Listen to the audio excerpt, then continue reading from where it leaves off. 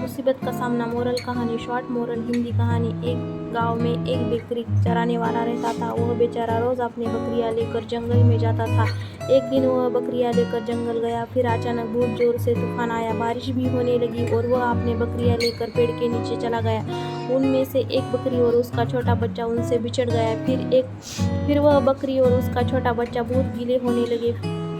फिर उस बकरी को लगा, मेरे छोटे बच्चे को बहुत ठंड लग रही है, इसको मैं कहाँ रखूं। उसे आसपास कुछ नहीं दिख रहा था। बकरी अपने बच्चे को लेकर आगे चलने लगी। चलते चलते बकरी को एक बड़ी गुफा दिखी। बकरी और उसका छोटा बच्चा गुफा में रुके। उस बकरी को पता नहीं था कि वह गुफा एक शेर का है।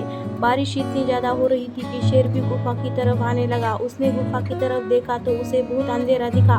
उसने गुफा में झांककर देखा तो उसे सिर्फ आंखें चमकती हुई दिखाई दी। शेर सोचने लगा कि मेरी गुफा में कौन आया होगा। शेर बोला, मेरी गुफा में कौन है, निकल जाओ यहाँ से, नहीं तो मैं तुम्हें खा जाऊंगा।